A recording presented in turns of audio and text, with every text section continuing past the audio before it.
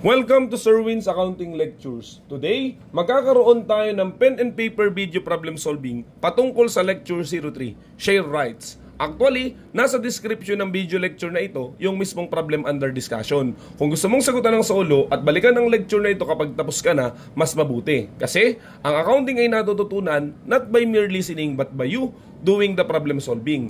Pero kung may sagot ka na nga, simulan na natin. So again, Lecture 03, Share Rights. Bago natin basahin at sagutan yung problem, magbalik tanaw lang muna tayo na noong ginawa yung ating video discussion patungkol sa share rights, merong dalawang accounting method.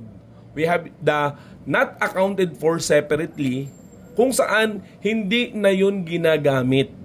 Sapagkat di ba doon sa video discussion sinabi, hindi pa sigurado ang standard kung alin talaga yung susundin kasi may dalawang magkaibang point of view ang mga academician. Kaya therefore ginagawa parehas. Pero ngayon may decision na.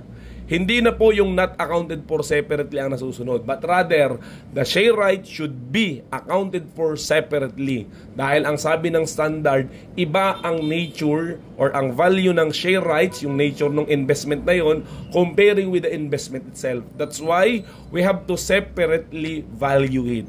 Okay? Yan, sana maliwanag po yun.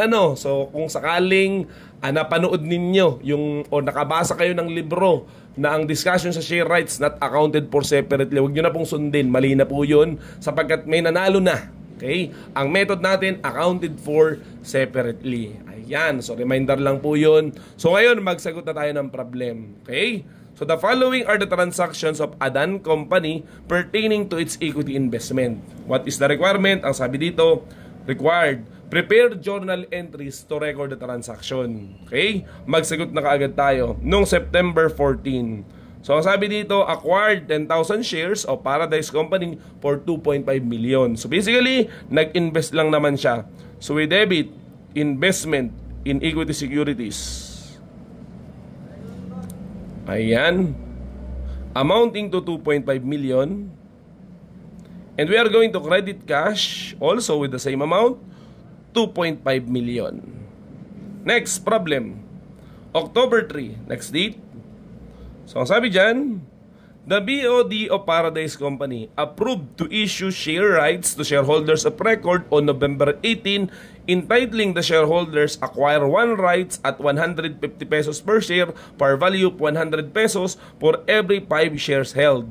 The share rights will expire on December 11. So basically, sa tanong na to, ipinakita yung 3 dates in share rights. And what are those? The first one is October 3, kung saan nagkakaroon ng declaration na mamimigay na ng share rights. And then we have here the date of record, kung saan malalaman kung sino yung makakatanggap ng share rights, na maaaring ito rin yung date ng distribution. Maaaring oo, maaaring hindi. And also may ika-4 pa na date. This is what we call the date of expiration, kung saan yung rights ay hindi mo na magagamit. Diba? Ang share rights ay pagpatsansa lamang na ibinibigay sa'yo para bumili ka ng share. Paano kung sakaling ayaw mo talagang bumili at walang hanggan yung share rights mo? O therefore, yung bagong share hindi na maibebenta sa iba. That's why ang share rights meron talagang expiration kung saan wala ng power yung rights mo. And that is on December 11 in this problem. Now, sagutan na natin, what will be our entry on October 3? The answer is no entry. Again, on the date of declaration of the right, there will be no entry from the point of view of the investor. Why? Because inherently, the share has the share rights. I mean, yung ininvest mo na share ay may karapatan naman talaga na tumanggap ng share rights kung sakaling magkaroon ng new shares. May karapatan na ikaw muna ang alokin bago yung iba sa simulat sa pool. So nung nag-declare ngayon, nagkaroon ka ba ng bagong karapatan? Di ba hindi? Ang karapatan mo meron na noon pa. Okay? That's why walang entry sa date of declaration dahil wala ka namang natanggap. Hindi mo na rin mas pwedeng sabihin na nagkaroon ka ng bagong karapatan dahil nga karapatan mo na yun from the very start. Kaya no entry on the date of declaration. Ang entry sa share rights sa accounted for separately ay nangyayari when you actually receive the share rights. Okay? Sana maliwanag po yung concept na yun. Kasi iba ang entry kapag ka dividends ang natanggap mo. Ang dividends kasi wala ka daw legal na karapatan. hanggat hindi sila nagdi-declare. Kaya ang entry sa dividends naman, hindi po yun yung topic natin, kinukumpara ko lang. Ang entry naman kapag ka dividends ay kapag ka nag-declare. Kasi sa pagkakataon yun, may karapatan ka, may bago kang nakuha. Unlike again and again, sa share rights, walang bagong karapatan kung sakaling date of declaration, sapagkat simulat sa pool, nung bilhin mo yung share, nung September 14 pa lang, may share rights ka na. Okay? Iniintay na lang na i-declare kung sakaling magkaroon nga ng bago. O, tumuloy na po tayo. So much for that. November 18, Adan Company received the share rights. O, nakatanggap ka na ng share rights noong November 18. So, therefore, may entry po ba dyan sa date of record at date of distribution na yan? Yes. You are going to debit the share rights. Kasi makakatanggap ka. And you are going to credit investment in equity securities. Why? Kasi nga, ang dahilan, embedded or nasa loob ng investment in equity securities yung share rights. Kaya therefore, nung makatanggap ka, magkakaroon nga ng bagong value yung rights na nanggaling dun sa investment account. Kaya lilipat siya. Yun. So now, how do we value? Ang sabi, we measure it at fair value nung rights. Yung value nito. Sapagkat the best basis of measurement, syempre, is yung market value. Ano nangyari doon sa problem natin? You received the share right. The problem is, the market value of the share on this date is 210. While the right has no known market value. Paano yun? Hindi naman pala alam kung magkano yung market value ng rights. So, magkano i-record mo? Kaya yun yung first priority. You have to determine the fair market value of the rights for you to record. Pero paano nga kung wala? Nagkakaroon tayo ng assumption. What will be the value of the right? Okay? So, ganito po yun. Let's say, in our problem. First, you have to determine, yun bang right mo ay, yung bang share mo, selling ba siya with right or wala ng right? Ang ibig ko sabihin, di ba kung naalala nyo, may tatlo tayong importante na date. Dito ko na rin po natin isulat. So, we have 3 important dates sa binabanggit natin kanina.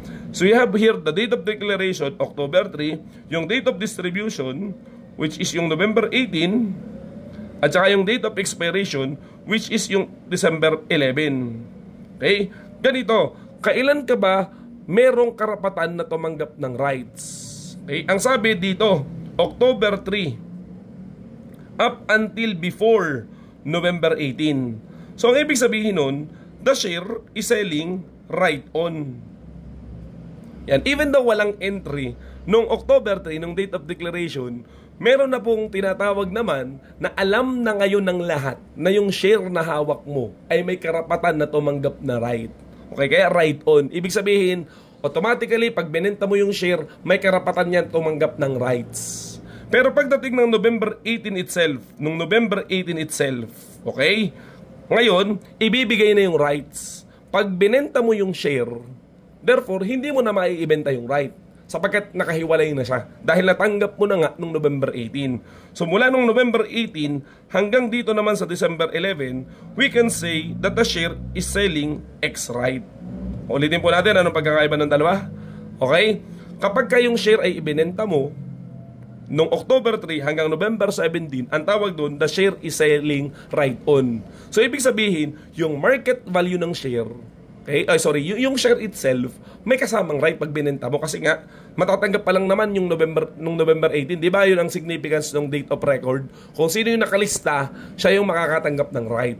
Ay di ibig sabihin, hindi pa nakalista hanggang bago ang November 18. Kaya therefore, pag binenta mo yung share, yung bumili, siya rin ang makakatanggap ng right. Yeah, that's why it is selling right on. Kapag naman halimbawa, November 18 na, okay, November 18 hanggang December 11 mo, binenta yung share, therefore, yung right, ikaw na makakatanggap dahil nga nakalista ka na nung araw na yun, nung November 18 hanggang December 11. Kahit benta mo yung share, hindi niya na makukuha yung right dahil nasa yun na nga nung date of record, November 18. So balikan po natin sinasabi natin, the share are selling right on, okay, if that is from October 3 date of declaration up to November 17 before the date of record. Pero the shares are selling X right, okay, if you sell it at November 18, date of record, up to the date of declaration. Okay, balikan natin ngayon. Anong significance yan? Kasi nga hindi natin alam kung magkano yung rights. Ang unang requirement, alamin mo kung right on or X right. In our problem, the case now is X right. Okay? Pag alam mo na yun, pwede ka nang gumamit ng formula. Ito ba yung formula na dinevelop ng mga mathematician para malaman yung tinatawag na value of one right. At tandaan din natin, one shares held, you have one right. Okay? Paano malaman yung value ng right since hindi nga alam yung kanyang fair market value? The formula goes like this. You have to determine the market value of the shares. Okay? Market value of the share. And then you have to deduct with the subscription price. And then you have to divide by the number of shares. Okay? The number of rights pala. Number of rights to acquire one share. Ang ibig ko sabihin ay ganito. Okay? Magkano ba yung value ng share? Diba 210? Ibig sabihin, kung wala kang right, mabibili mo yung share ng 210. Pero dahil may right ka, magkano mo lang mabibili? Hindi ba't ang sabi sa problem? 150 lang. Again, nung November 18, kung wala kang right, mabibili mo siya ng 210. Pero dahil may right ka, mabibili mo lang ng 150. Nakamura ka ba? Yes. Bakit ka nakamura? Kasi nga, bakit ka nakabili at a discount? Yan. Meron pong discount, kasi nga, may right ka kasi. Hindi mo bibili ng 210, mabibili mo lang ng 150. Magkano yung advantage mo na yun? The answer is 210 minus 150. So therefore, ang value talaga nung rights mo ay 60. Okay? Ang hinahanap natin is value kada isang right. Ay ilan bang right ang kailangan mo para bumili ng isang share? So ibig ko sabihin, ilang right ang kailangan mo para magkaroon ng advantage na 60 pesos kumpara dun sa mga walang right. Ang sabi dito, di ba? Okay?